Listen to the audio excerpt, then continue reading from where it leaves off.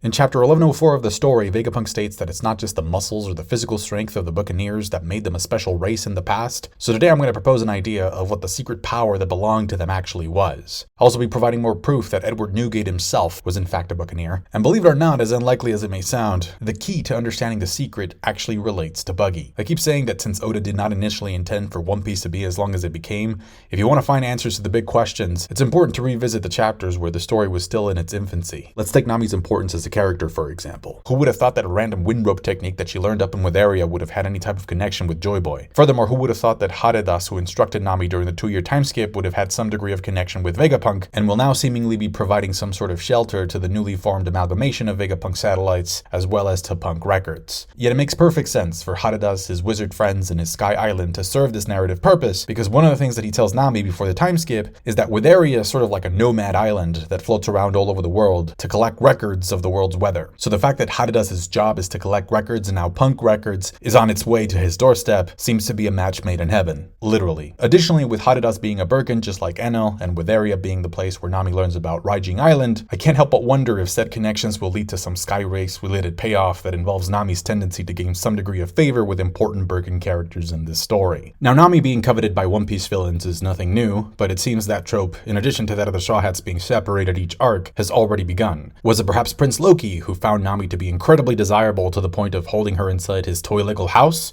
Or is there something else at play here? I keep saying that Elbaf has to have some degree of connection to Uranus, which represents the god of the sky, so Nami being signaled out this early could tie into that. Plus, given that it seems that it's the Alabasta arc Straw Hats that end up getting split up from the group, perhaps it could also mean that Vivi and more of her heritage will be gaining more focus. Something that I thought was criminally underused during the Whole Cake Island arc was Montdior's book fruit. It just seemed like such a cool idea for a power, and so the Legoland setting also got me thinking about him and how he could thematically fit into the story very well, not just because of Big Mom's history with the giants, but also because he has the power of books. And we know that Usopp's name is in part a reference to the legendary Greek storyteller of Aesop, who of course is famously known for his collection of stories called Aesop's Fables. And then of course we have the word fable spelled backwards, spelling out Elbaf. Also, the fact that Oda decided to highlight Yasopp's marksmanship skills by the end of the scene with Bartolomeo gets me to very confidently believe that Usopp's time to shine is rapidly approaching. Now, the way that Oda handles Shanks in that scene is very similar to the way that he handled him with Kid, because he set up the conflict where we find out that Kid has made an alliance to be able to try to take down Shanks, and after that Oda extends the amount of time that it takes for the conflict to be addressed, but it ultimately does get addressed,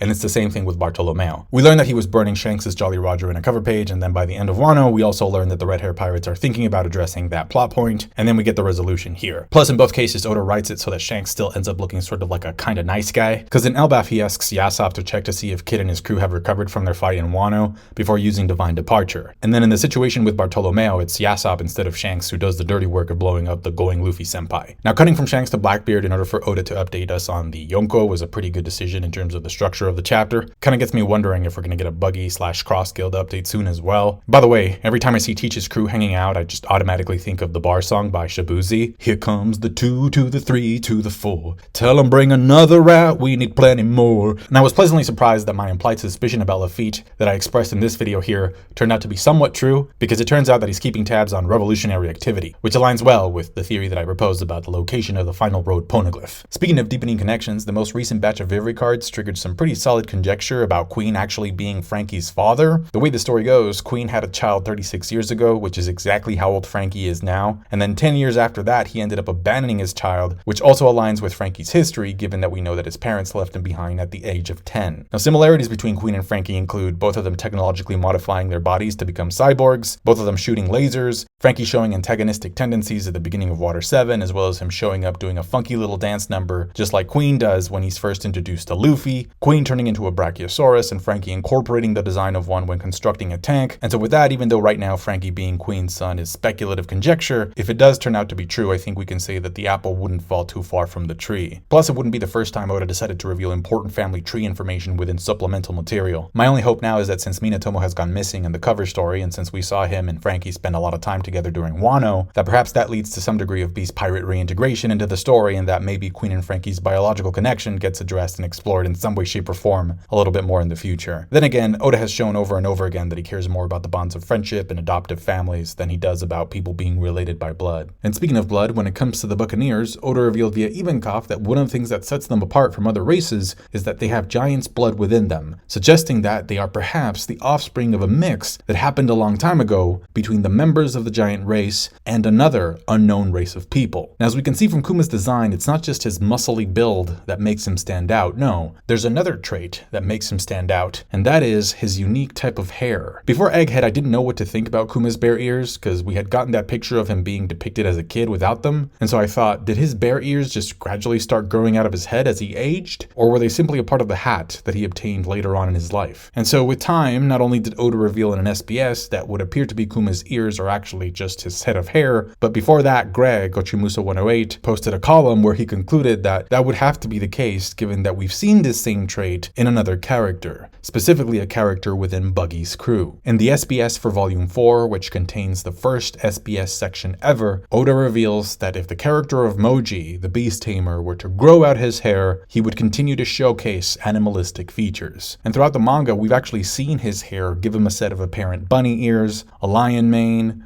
ram horns, until now he just sort of sports the appearance of a seemingly bored panda. And so that's the exact same type of hair feature that Oda recently revealed that Kuma has as well. Now, am I saying that Moji is a buccaneer? No. I'm not saying that. I'm also not saying that at some point in the past the giants started breeding with the members of the Minx tribe and that somehow that produced the Buccaneers. Because if that were the case, I feel like Buccaneers would inherit the electro powers of the Minx, which is something that we have not seen. Also, if all it takes to create a Buccaneer is for a mink and a giant to do the dirty, I doubt Kuma would be the only one left, given that we've gotten several examples of minks and giants leaving Zou and Elbaf respectively and be out and about at sea. All I'm saying for right now is that having hair that seems to match certain animalistic features appears to be a genetic trait, one that Whitebeard also happened to have. Ever since we learned that the Buccaneers were a thing, fans began speculating that since Kuma and Whitebeard's build were similar, that perhaps Newgate was also secretly a Buccaneer. So if we want to push that theory further, given that I've just explained the whole thing about Kuma's hair, in order for there to be irrefutable proof that Whitebeard was a Buccaneer,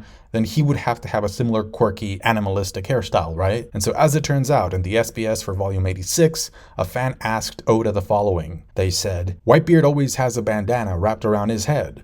So is it because he was bald? I want you to draw what kind of hairstyle he had." To which Oda replied, "It looked like this, according to rumors." So there you have it. Just like Kuma's hair gives him the appearance of a bear, Whitebeard's hair when he was older kind of gives his face and head the appearance of a white whale, which not only goes along with his animal resemblance according to Oda, but it also goes along with the name of his ship, which is named after the most famous whale in literature. So now that we've established that, I want to bring your attention to a page of Vegapunk's speech from chapter 1121, which features 3 of the very special races that we've come to learn are essentially almost extinct in the world. The page starts off with Vegapunk saying that the machinations of history and fate seem to insist on the obliteration of those last descendants of rare races. And then we cut to a shot of Kuma being revealed as a Buccaneer, and then immediately after we get a panel of Marco thinking about Whitebeard mentioning the land of gods. And so with that transition from Kuma to Whitebeard, the fact that Oda drew them right next to each other, to me is just another sneaky hint from Oda of Whitebeard also being a Buccaneer just like Kuma. After that we get a shot of King, and then finally the page ends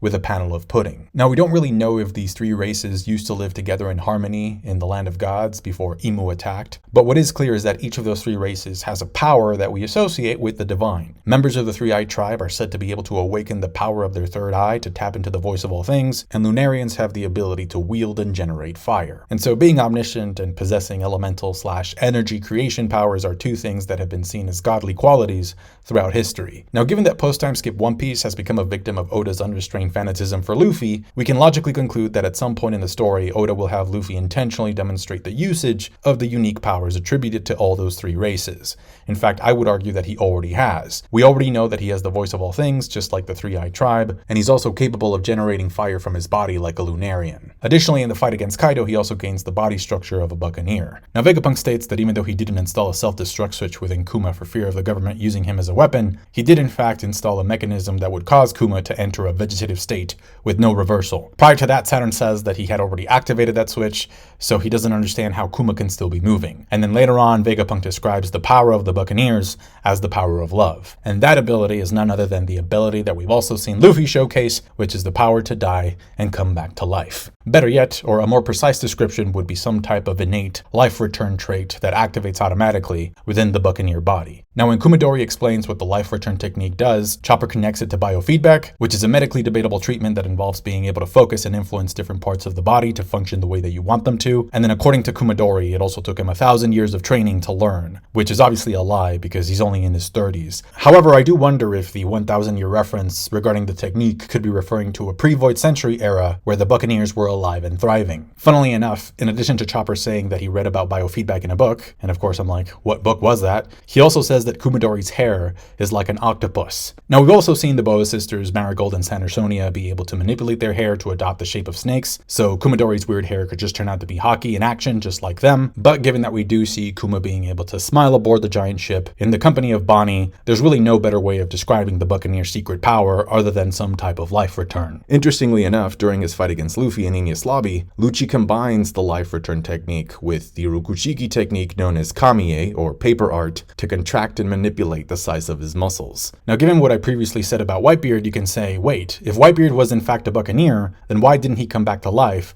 after the incident of Marineford? And I think the reason for that is that whatever Blackbeard did underneath that black cloth actually ended up killing Whitebeard permanently, so he can't come back now. So what was it that Blackbeard ended up doing underneath that black tablecloth? Some fans suggest that it might have something to do with Whitebeard's heart. I read a comment a long time ago about Blackbeard actually eating Whitebeard's heart to be able to gain his devil fruit powers. Now, did Blackbeard know that Whitebeard was a Buccaneer? I would venture and say probably not. I mean, he did know about the Three-Eyed Tribe, which is why he sent Van Ogre and Kuzan to pick Pudding up from Whole Cake Island, and he was also very quick to identify S-Hawk as a Lunarian back when he was visiting Amazon Lily. But the reason I don't really think he knew that Whitebeard was a Buccaneer was because he kept complaining about how hard it was for Whitebeard to die. I mean, I'm sure he probably knows that now. Oda said in an SBS that if Teach weren't a pirate, he would be an archaeologist, and we know that archaeology is the study of humanity's past, right, of past cultures. So yeah, I'm pretty sure that he knows now that Whitebeard was a Buccaneer, just not at Marineford. Now, going back to the whole heart thing, when Bartholomew Kuma's dad, Bartholomew Clapp, dies, we know that he gets shot. Right? That's how he dies. But he doesn't get shot by the standard small Tenryubito pistol that we've seen them waving around in the past. No, the guy that took him out was either using a specialized type of rifle or shotgun. Plus, and this is the most important part, before he gets shot, Oda clearly depicts Clapp having a massive blood stain in the area where his heart is. So with the points presented here today, I'm willing to say that as long as a Buccaneer's heart isn't severely injured or damaged, they can die, they can flatline, they can sit in death, and then after a period of time, they can gradually come back to life. And this cycle of life, death, and resurrection is also a fundamental part of the fabric that goes into the nature of devil fruits. And then of course we have Saturn saying that in the past, the Buccaneers were guilty of committing a great crime against the world. So were they the ones who helped Joy Boy create the devil fruits in the first place? Were they actually the creators of devil fruits? What's interesting is that during Kuma's flashback, we learned that there's a devil fruit encyclopedia in Sorbet Kingdom, which is where Kuma is originally from. I know I keep going back to Vegapunk calling the Buccaneer power the power of love, but interestingly enough, there's only 2 devil fruits that we know of that are heart-shaped, and one of them can grant immortality, and the other one is literally known as the love fruit. And speaking of immortality, that scene that we got recently of Saturn being disposed of by Emu is really like a darker version of what happened in Wano, with Big Mom replacing Zeus with Hera. Emu's like, give me back my soul that I gave you. You're no longer needed. Emu's voice was recently revealed in the anime, and so I was listening to the clip of them speaking, and I'm like, wow, this sounds to me like it's either a woman or a very snotty teenage boy. Anyway, I find that Oda has a very distinct way of depicting lost, tortured, enslaved souls. Kind of uses the same concept for all of them, like with Big Mom's sort of tax collectors, Kanjiro's Kazembo that we see during Onigashima, as well as the silhouette that we see during Orochi's flashback to represent Kanjiro's lost soul without a purpose. And the same is true for Saturn in that scene where Imu is punishing him. And then it shows up in the corner of this panel as well. So it's the same kind of template that Oda uses. And then that also got me to think about how he's drawn Prince Loki in the past, looking very similarly. So I'm like, is Oda trying to say that after Lola's rejection, Loki became a lost soul? Figuratively? Maybe that's why it seems like Nami is currently captured. In the Disney version of Jack and the Beanstalk, I remember there was like a singing harp that gets kidnapped by the giant. So the giant comes down from the sky, kidnaps the harp, and I remember that, yeah, you could kind of tell that he was infatuated with her. So maybe that's what's going on here with Nami. I want to end this video talking about alcohol, which is a very important part of the show. No, seriously, we just recently got the reveal from Ivankov that there's 4 major bridges being built by the world government, and they all are named after alcoholic drinks. So there's 4 bridges, and there's also 4 blues, and we know that Tequila Wolf, which is the bridge that Robin got sent to by Kuma, is actually in the East Blue. So I'm thinking, could there be 1 bridge per blue, right? Is there another bridge in the North, West, and South Blues? I know one of them is called the Vodka Wolf, and we know that there's a kingdom called Vodka Kingdom, which is where Kaido was from, and Vodka Kingdom is on the Grand Line, so that wouldn't really fit, unless Vodka Kingdom has nothing to do with the Vodka Bridge, right? And the Vodka Bridge is, not in the Grand Line, and it's in a blue by itself. So that would fit. But yeah, it seems like this very sort of like dark way of uniting the world, I guess, after it sinks. And so that gets me to think about just how important sake is going to end up being in the end of the story, because you have all these bridges, but none of them are sake, right? There's no sake wolf. I think sake is going to turn out to be the superior bridge, I guess, because it's Japanese. Like this is a Japanese comic. Oda is Japanese. There's a lot of Japanese pride. So being sake, super important song, and I think sake is like the beverage that we think about in this story when it comes to uniting people, when it comes to creating bonds, real bonds, as opposed to the fake bridge connections that the government is trying to sort of force on people after they commit genocide. So we have the bridges that are named after alcohol. We have sake sprinkled out thematically throughout the series. And then we also have the green fairy drink in this chapter, absinthe. If you take nothing else away from this video, just know that Oda says that alcohol is important. Thank you so much for watching. Have a great weekend. Take care. Catch you guys later. Bye.